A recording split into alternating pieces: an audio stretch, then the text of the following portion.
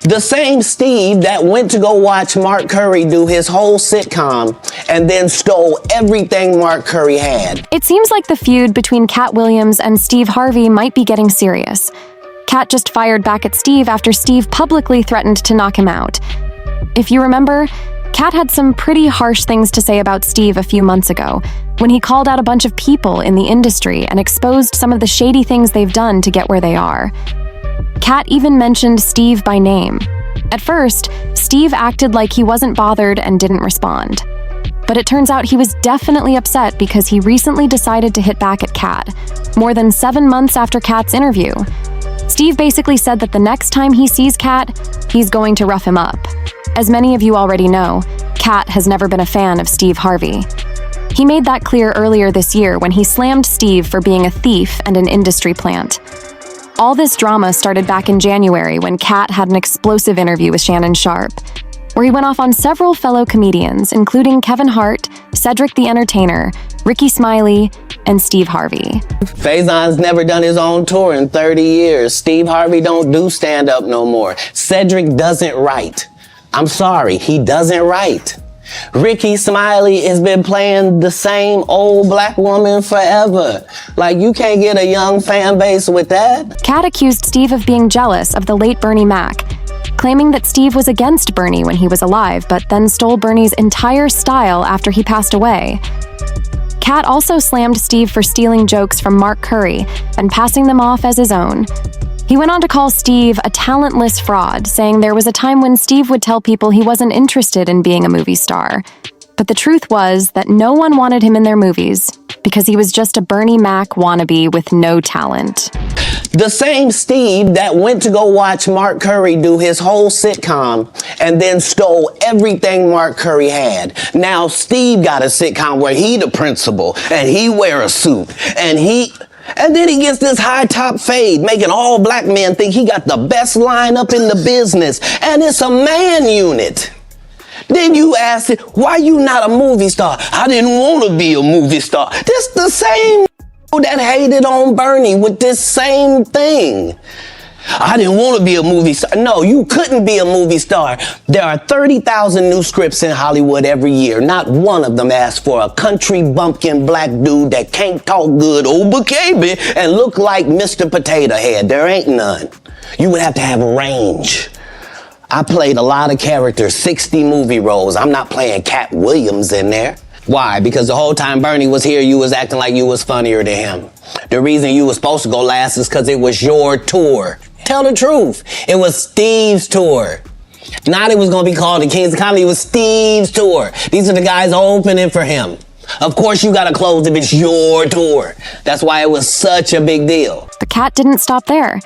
He went on to accuse Steve of lying about being homeless just to gain sympathy from the public. According to Katt, Steve has never been homeless a day in his life. In fact, during the time Steve was claiming to be homeless, Katt says he was actually making up to $3,000 a night while touring with Mark Curry. Less than you. This is like Steve Harvey telling people he used to be homeless. That's my story. That's not his story. Steve Harvey wasn't never homeless. When Mark Curry was touring with him 25 years ago, he was making $3,000 a show in cash and doing 5 shows a week. They just tell the stories. Thanks to my wife, I'm where I am. You said that about the first wife. You forget that? You told us it was her. Then you went and married somebody else that think like a man. Like, what are you talking about? They think they can rewrite history. Guy Torrey did a beautiful special about the Comedy Store and Fat Tuesday, where he said that Steve and Cedric and Kevin Hart and Tiffany Haddish came through there and made... All lies. Steve and Cedric never performed at the Comedy Store at all. Tiffany was only seen at the Laugh Factory. Katt also accused Steve of allegedly taking money from some shady people in the industry to keep quiet about certain things.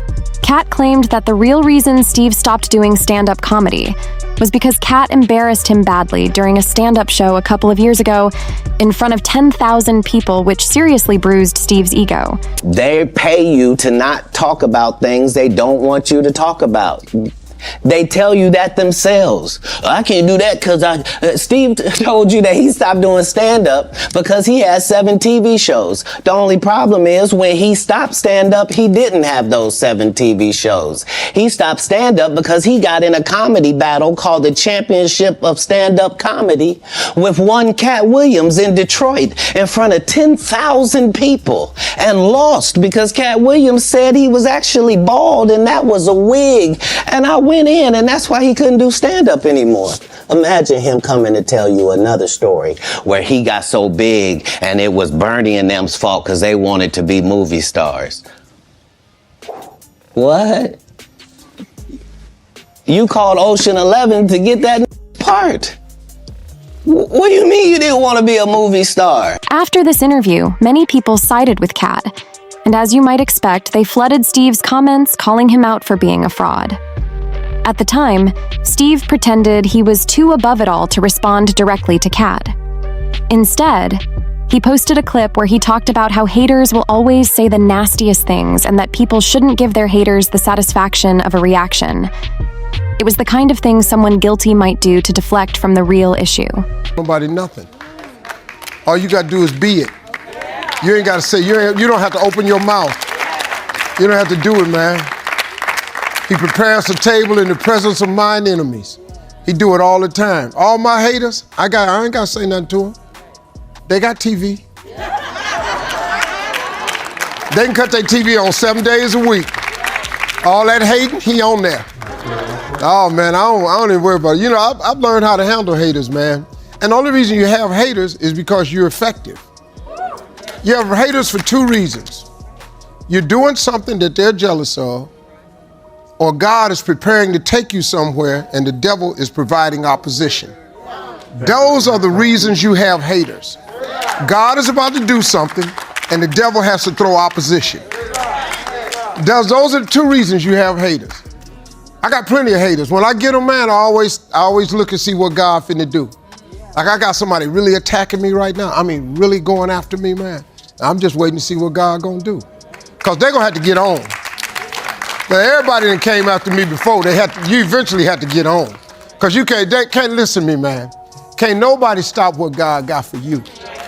And nobody, there ain't a man living can stop not one thing God got for you. Don't even worry about them haters, man. Just all you gotta do is just keep shining. They see you. You ain't got to say nothing. And plus, how they gonna hate if they don't watch? They on my Instagram page right now watching, see what else. I don't even post nothing. I got people do that. I don't even, really. I can't stand you. You always. I ain't even posted, dog, tell you the truth. So I just let them hate, man. And that's all you got to do, man. Just keep living your life. But like I said, people saw right through that and they went off on him even more. One person commented, "Guilty people usually can't stay quiet when the truth about them is exposed." Steve said he doesn't address haters, but if he were innocent, an innocent person would just stay silent. Another person added, "He says he's not going to address the haters, then spends the next 2 minutes doing just that, saying a whole lot of nothing, accused of betraying Bernie, then brings up God. Get out of here." It looks like people were right, and Steve's talk about not responding to haters was just a cover to avoid addressing Katt. After a full 7 months since that interview, Steve is finally clapping back at Katt, and it's safe to say nobody was impressed with his weak response. In a recent interview, Steve went on another rant about haters and then started going off on a particular hater, which many assumed was Katt. He said none of his haters are doing better than him and that if any of them mention him again, he's going back to his old ways and knocking them out.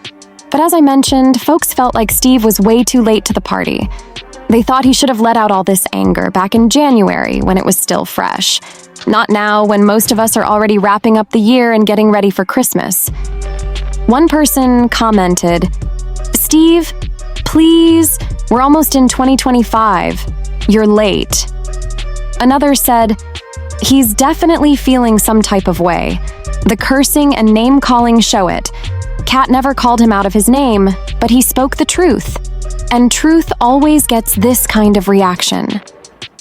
And someone else added, that Katt interview was 5,698 hours ago.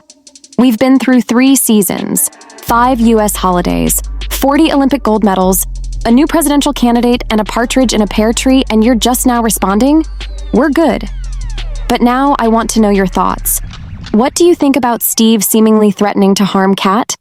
And do you think Steve was actually talking about Katt? You know what to do. Let me know your thoughts in the comments below. And don't forget to click here to watch this other very messy video.